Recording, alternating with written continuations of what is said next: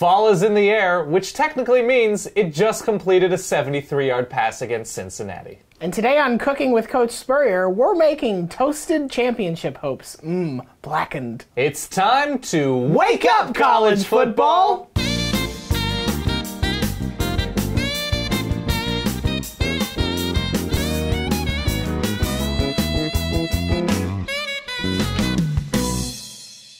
Welcome back to Wake Up College Football Week 5, officially in the books. That's Ryan Nanni. My name is Dan Rubenstein. And before we get started, Ryan, here's Ty Montgomery laying waste to people. Oof. 1, Just 2, not fair. End zone. Not cool. That was the only thing you'll probably enjoy about Stanford's offense I don't this remember year. anything else from that game. You're good. That's exactly how to watch Stanford football. 7-0, 8-minute game, including kickoff and the national anthem. That's exactly what happened. Yeah. There it is. All right. It was actually a fun week, even though the matchups weren't enormous. What to you stood out as being, beyond Ty Montgomery, completely obliterating opponents on the field? So I'm on this. What was awesome? I'm on this weird Big Ten running back kick, and I don't know how I feel about that. Yeah, I think I should see a doctor. Penicillin is literally the only option there. But Amir Abdullah is just so good. Stupid good. He had over 200 yards and 3 touchdowns this game. Almost all of it in the first half against Illinois. They didn't even need him in the second half.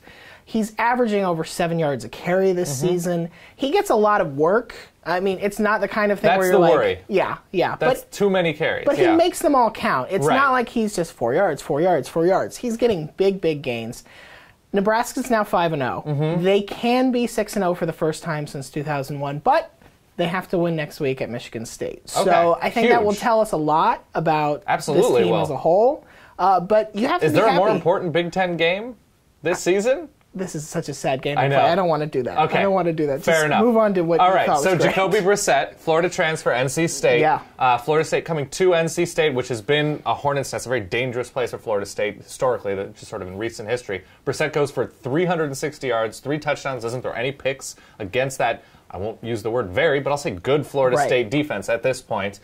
Still a surprise that he was able to stay so clean and made ridiculous plays. As seen here, just evading it's unfair. You should just turn the computer game off at this point, right? And to throw across his body. Yeah, no, it was stupidly good. I'm using stupidly good a lot this morning. But Jacoby Brissett, to do that against Florida State at home, kept them in the game for 3.5 quarters. Obviously, Florida State came on strong at the end, but he was amazing. Let's talk about Florida State very briefly. Yes. Here's what I think is the deal with them. Okay. They played at such a high level last year and were so good. They were one of the best teams we've seen in the last 20 years. Absolutely. That I think there's a natural sort of come down where we're all like, this Florida State team's not that good. Right. They're not as good as last year. The bar was so high. Yeah, I just don't think they could reach it. So it's worrisome, and there are definitely things they can work on, but they're still undefeated. Yes. So, I said something nice about Florida State. Sort of. Very almost. nice. Yeah. Very nice of you to say. I'm pretty happy about that. Okay, what to you was unexpected this week? What did you go into this week not thinking was going to happen? It was like, oh, look at that. So Northwestern went into Penn State and shut down that offense altogether. Not even in a weird... It was very demonstratively... Penn State had 2 red zone possessions. Yes. They were bad on special teams.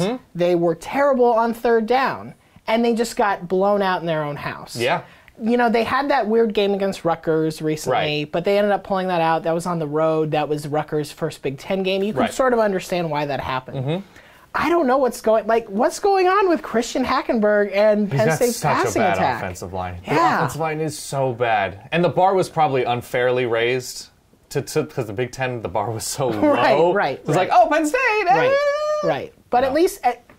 gives Northwestern a little bit of hope that they can hang in their conference schedule, maybe build something off a very bad start to the season. Absolutely. I would not. Northwestern's defense, top half of Big Ten defenses.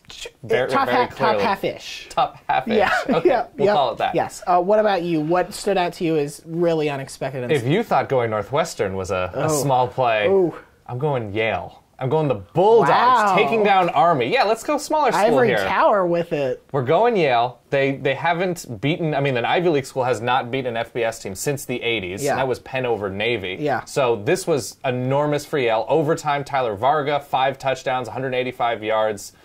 They took it to Jeff Monken and the Army Black Knights, yes. But no, it was pretty incredible because Yale is one of those teams. They have a Clemson transfer at quarterback, so they have been really good this season. And to be able to prove that against an FBS team, even though it did take them into a high-scoring shootout overtime, Army lost the quarterback. That's kind of crazy fun. You know who they've got on their side, though? Who's that? That would be Handsome Dan. Handsome Dan! That's what they call me, too. Super coincidence. You also have sort of Bulldog features, too. That's true. So. That's not untrue. I don't know what that means exactly. I don't know what that means, but I don't do well in high temperatures. No, you don't. And I've seen you just flay out on a bag of ice. That's in public. That's basically my It's Sunday. Weird. Don't do that anymore. It happens. All right. The most meaningful, as you look at the activities of Week 5, looking forward, what to you means the most? So the SEC East is totally up in the air right now. South Carolina loses a close game at home to Mizzou. There's a very sure hierarchy. Yeah, I think so. I think you would probably say Georgia, South Carolina, Mizzou, and probably Tennessee, to be honest, are in that top four. Florida's right below them.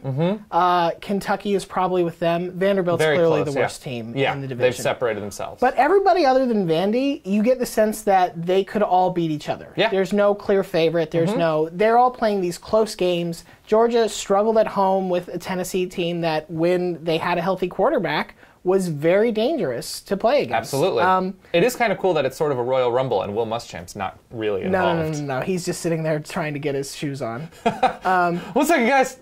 Compare that to the SEC West. Yes. Also wide open. Similarly wide open, but... Who's the worst team in the SEC West right now? It's probably a really impressive Arkansas team. Okay. I would say or it could be, and this is insane to say, it could be Ole Miss.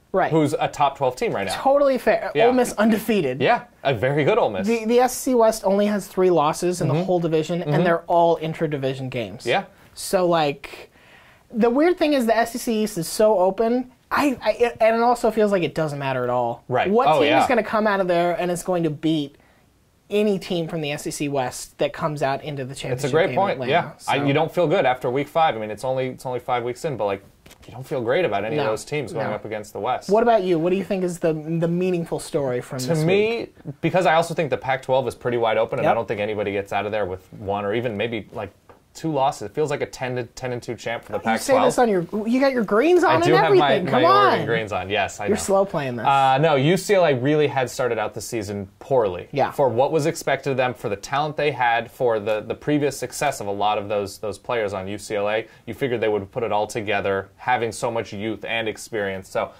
for them to put it together against ASU and to drop 60 on the road, granted it was Taylor Kelly in a walking boot not playing on the sideline, but he doesn't play defense. And he doesn't play defense, and ASU lost their best guys. Neither does Arizona State. But Arizona State had gotten to a point where we're like, they are a legitimate top 20 team. Maybe not top 15, but top 20 team. And UCLA used their speed, special teams, defense, everywhere, and they separated themselves from at least a pretty good team, which they hadn't been able to do against average teams thus far. So I think that's huge, especially for a pretty wide open Pac-12 South. Yeah, I think that's totally fair. It's a tough place to go to play at night. It's a weird Thursday game. It's one of those where you could say, yeah, they could totally lay an egg, and they just blew the door. Although Arizona State on Thursday night, that's the one exception. Their students will leave in the second quarter. They have better things to do. Like drink. Intercourse.